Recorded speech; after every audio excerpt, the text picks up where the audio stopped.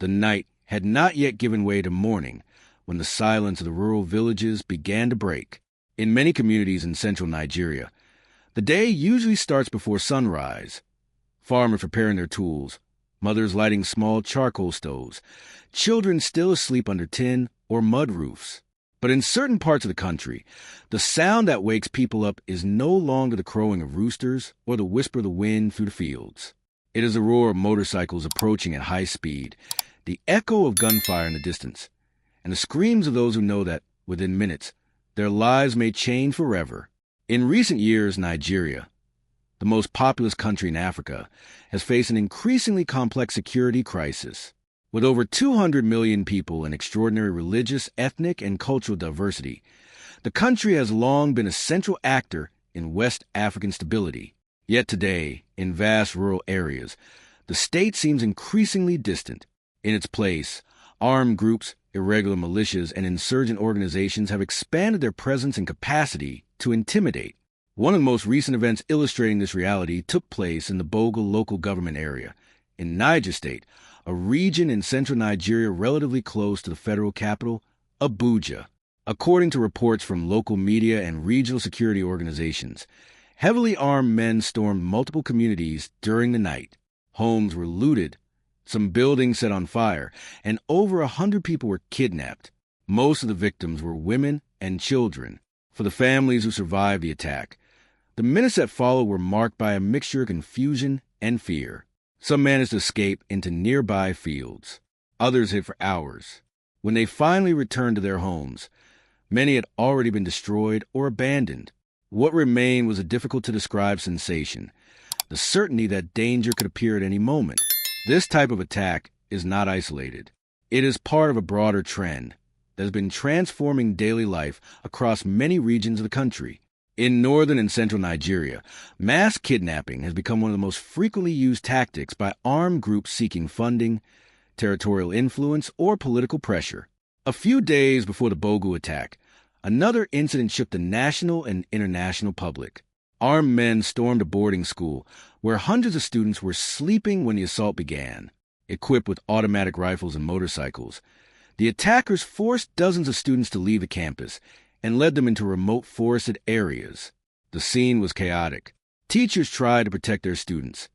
Parents arrived hours later without knowing if their children were among the kidnapped, and security forces struggled to piece together what had happened. Although some students were later released after negotiations, the trauma for families was profound. To understand how Nigeria reached this point, it is necessary to examine the evolution of several overlapping conflicts that had developed over more than a decade. In the Northeast, the insurgent group Boko Haram began an armed campaign in the late 2000s with the stated goal of establishing a government based on its interpretation of Islam. The resulting violence left tens of thousands dead and millions displaced. Over time, the organization fragmented. From one of these divisions emerged a faction known as the Islamic State West Africa Province, or ISWAP. This group, ideologically affiliated with the so-called Islamic State, has developed a more structured strategy in certain areas of the Northeast.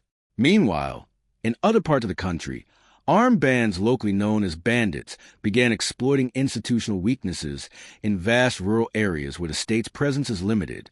These groups, while not always ideologically motivated, have perfected kidnapping as a source of revenue.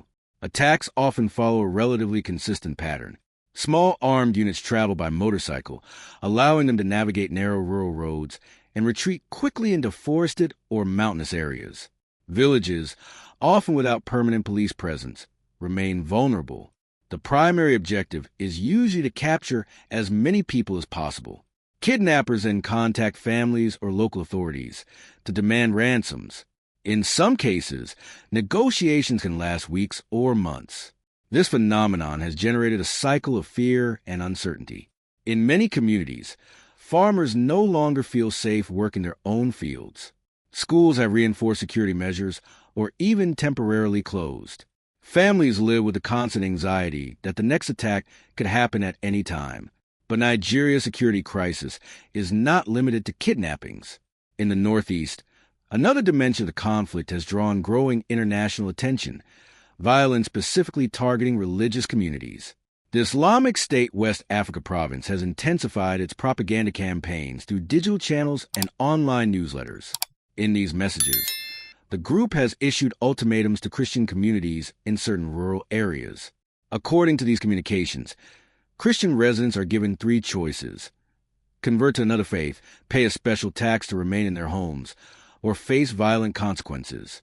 Security analysts note that this strategy resembles historical practices used by extremist organizations to exert social control over civilian populations. In several incidents documented by humanitarian organizations and regional media, ISWAP fighters attacked villages, burned churches, and destroyed homes. Farmers who refused to leave their lands or comply with the group's demands were also targeted. The humanitarian consequences have been significant.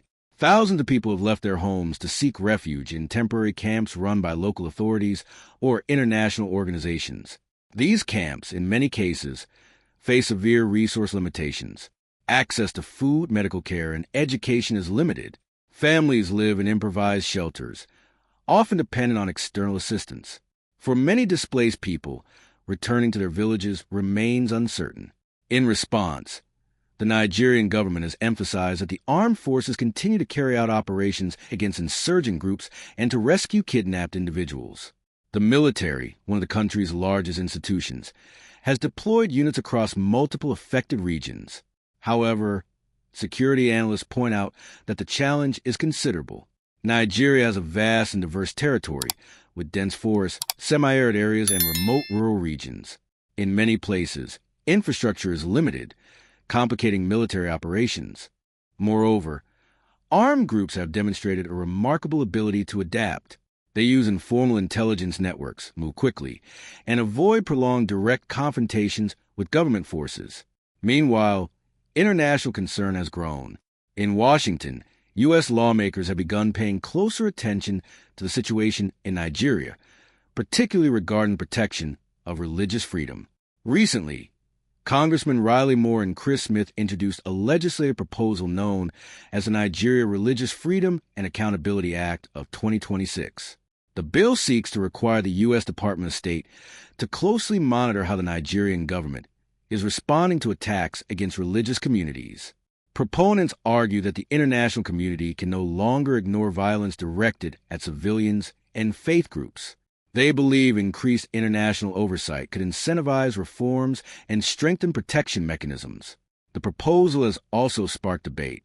Some Nigerian officials argue that international focus risks oversimplifying a complex conflict involving multiple factors, including socioeconomic problems, territorial disputes, and criminal dynamics. Other critics maintain that the federal government has tended to downplay the religious dimension of certain attacks, making it more difficult to design policies that adequately protect affected communities. Amid these discussions, the reality on the ground remains constant. In many villages, life continues under an atmosphere of uncertainty. Community leaders organize local patrols. Churches and mosques attempt to provide spiritual and material support to displaced families. For those who have been directly affected by kidnappings or attacks, the psychological impact can last for years. Children returning after weeks or months in captivity often require specialized support to reintegrate into school life. Parents face the challenge of rebuilding homes and regaining even a minimal sense of normalcy. Humanitarian organizations working in the region warn that if conditions do not improve, internal displacement could increase further.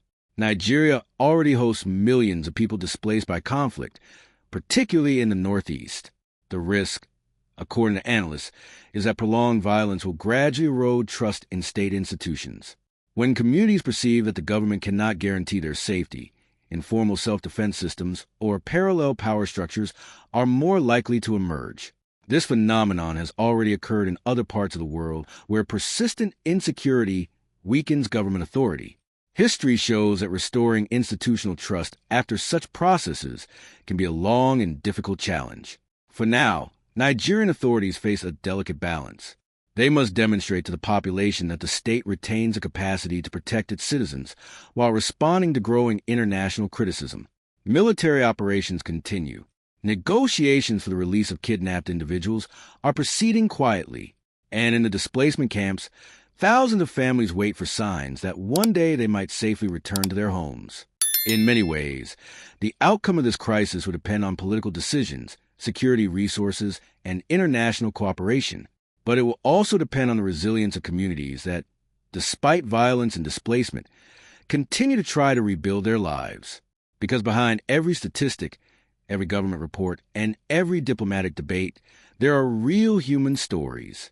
Families separated by kidnappings, villages attempting to rise again after attacks, children growing up in makeshift camps. Stories that remind us that national security is not an abstract concept. It is the difference between a quiet night and a dawn marked by the sound of motorcycles approaching in the dark. Nigeria's immediate future remains uncertain.